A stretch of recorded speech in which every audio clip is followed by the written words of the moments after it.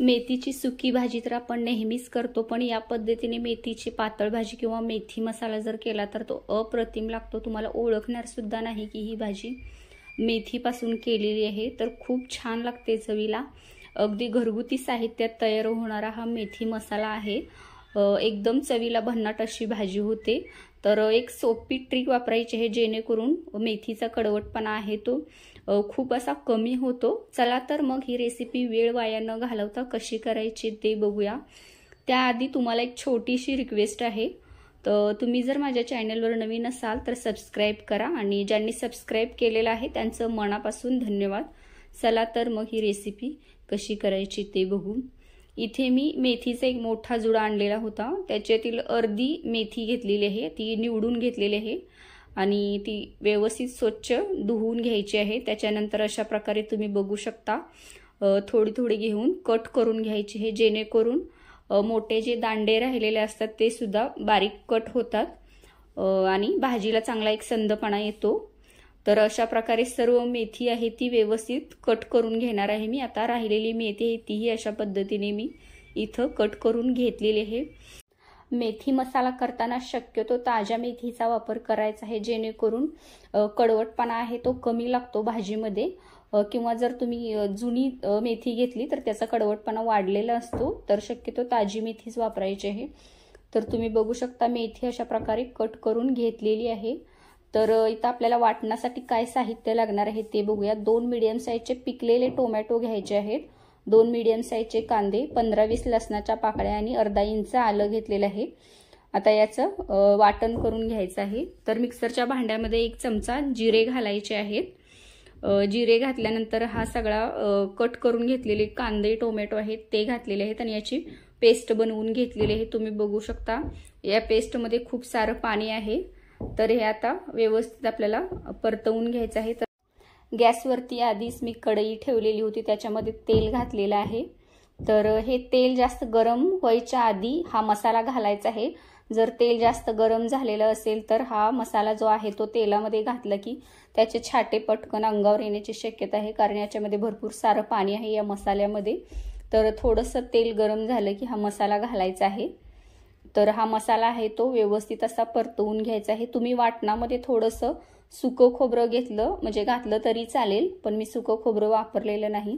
तर अगदी साध्या सोप्या पद्धतीने ही भाजी बनवलेली आहे, तर खूप छान झालेली होती। तर चवीला अप्रतिम होणारी ही भाजी आहे, तर एकदा तुम्ही नक्की करून बघा, खूप मस्त होते। तर हा मसाला भाजण्यासाठी जरा जास्त वेळ लागतो, पण हा मसाला आहे तो व्यवस्थित परतवून घ्या, जेणेकरून भाजीला टेक्स्चर छान येतं आणि एक संदपणा तर येतोच आणि चव सुद्धा भन्नाट होते। मसाला अजिबात कच्चा ठेवायचा नाही, जर कच्चा मसाला राहिला तर कांद्याचा कच्चा वास संपूर्ण भाजीला येतो। तर याच्यामध्ये मोठं मीठ घातलेलं आहे, जेणेकरून हा मसाला आहे तो पटकन भाजला जाईल। तर कांदा टोमॅटोचं भरपूर असं पाणी आहे, तर हे आपल्याला आटवून घ्यायचं आहे। तर गॅसवर दुसऱ्या बाजूला हे मी कढई शिफ्ट केलेली आहे आणि या बाजूला आपल्याला मेथी भाजून घ्यायची आहे। तर पलीकड गॅसवरती मी मसाला ठेवलेला आहे। हा मसाला भाजण्यासाठी खूप वेळ लागणार आहे, तर तो मसाला आहे तो मंद आचेवरती भाजायला ठेवलेला नाही, तर 4 ते 5 मिनिटांनंतर चेक करत राहायचं आहे। तर मंद आचेवरती असल्यामुळे तो काही करपणार नाहीये, तर मध्ये मध्ये मी चेक करून घेणार आहे। तर ही मेथी आहे ती थोडंसं तेल घातलेलं आहे, 1-2 चमचे तेल घालायचं आहे पॅनमध्ये आणि मेथी आहे ती व्यवस्थित अशी परतवून घ्यायची आहे। मेथीचा कडवटपणा कमी करण्यासाठी ही मेथी आहे ती व्यवस्थित अशी परतवून घ्यायची आहे। दुसऱ्या बाजूला हा मसाला आहे तोही अधेमध्ये असा चेक करत राहायचा आहे, जेणेकरून तो तळाला लागणार, शक्यतो तळाला लागत नाही कारण आपण मंद आचेवरती ठेवलेला आहे। तर मेथी आहे ती व्यवस्थित अशी भाजून घ्यायची आहे, मंद आचेवरती भाजायची आहे, करपवायची नाही, नाहीतर कडवटपणा आहे तो खूप वाढतो। तर मी तुम्हाला जवळून दाखवते, याच्यातलं पाणी पूर्णतः आटलेलं आहे। तुम्ही मगाशी बघितलं होतं पाणी खूप जास्त होतं।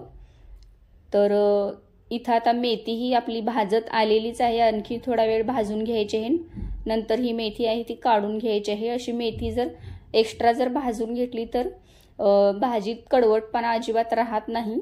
तर मेथी भाजून झालेली आहे, तर ताटामध्ये काढून घेतलेली आहे।